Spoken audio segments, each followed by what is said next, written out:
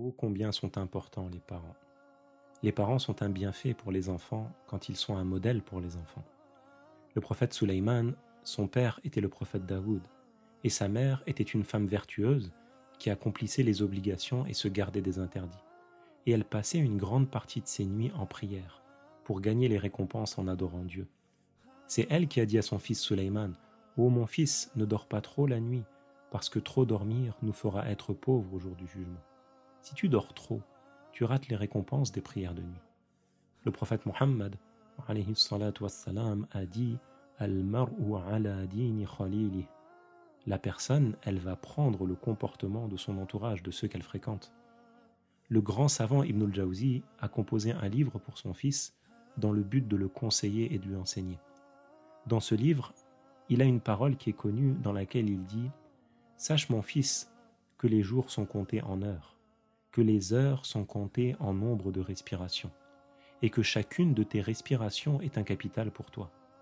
Alors méfie-toi, ne gâche pas un seul souffle sans rien y trouver au jour du jugement, parce que tu vas le regretter. Mon fils, celui qui réfléchit sur la durée de son passage dans le bas monde, s'il vit 60 ans, il va en passer 20 à dormir et environ 15 dans l'enfance. S'il compte ensuite ce qu'il reste, il verra qu'il aura dépensé la plupart de son temps dans ses désirs, à consommer de la nourriture et dans la recherche de l'argent et de la subsistance. Pour ce qui est du temps consacré pour son au-delà, il va s'apercevoir qu'il y a l'insincérité et l'insouciance pour une grande part. Alors comment est-ce qu'il espère gagner la vie éternelle si son capital ne se résume qu'à ces quelques heures? Le prophète Mohammed alayhi salatu wassalam, a dit: Kullukum ra'in wa kullukum mas'oulouna an ra'iyatih. Ça veut dire chacun de vous, il a une responsabilité, il a des choses à sa charge, et chacun de vous aura des comptes à rendre sur cette responsabilité. Avoir des enfants, les éduquer, s'en occuper correctement, c'est une responsabilité. Le musulman vertueux Sahl at-Tusturi, quand il était enfant, son oncle l'a éduqué en lui disant de répéter Allahu yarani, Allahu alimun bi, c'est-à-dire Allah me voit, Allah sait tout de moi. Et cet enfant Sahl, il répétait cette parole tous les jours. Après un certain temps, son oncle, il lui a dit: Ô Sahl, celui qui sait que Allah le voit, est-ce qu'il va désobéir à Allah? Après ça, Sahl, il se gardait de la désobéissance. À notre époque, combien de parents ils ont été dévorés par ce bas monde? Ce bas monde, ils l'ont fait entrer dans le cœur de leurs enfants et ils s'y est installé. Ils ont privilégié l'apprentissage des sujets du bas monde, des maths, des sciences, du sport, au détriment des sujets de la religion. Comment ils pensent qu'ils vont éduquer des enfants sans science? Comment ils pensent donner à leurs enfants ce qui va leur permettre de grandir d'une bonne manière, sans leur apprendre la différence entre ce qui est bien et ce qui est mal, sans leur enseigner comment on accomplit ce qui est bien et comment on évite ce qui est mal?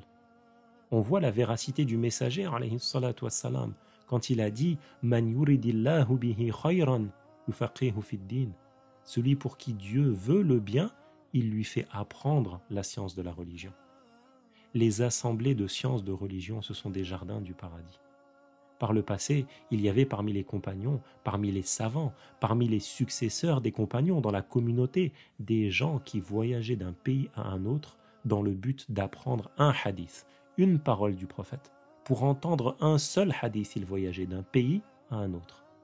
Par le passé, il y avait parmi les femmes des savantes, des pieuses, des vertueuses, des saintes, des ascètes. Il y avait même parmi les femmes compagnons celles qui faisaient partie de l'armée. Khawla, la fille de Azwar, elle était jeune. Dans certaines campagnes dans lesquelles elle a participé, elle a combattu au point de casser son épée. Alors Khalid ibn al-Walid, il lui a donné la sienne. L'armée en face, quand il la voyait, il tremblait. Et pourtant, elle était jeune. Parmi les femmes compagnons, Darda, elle répondait aux questions de jugement religieux. Elle donnait des jugements religieux aux hommes et aux femmes. Mais comment est-ce qu'elles ont atteint ce degré? Comment est-ce qu'elles ont atteint ce mérite? C'est par la science. L'adulte, il apprend la science et il suit le chemin des prophètes et des vertueux.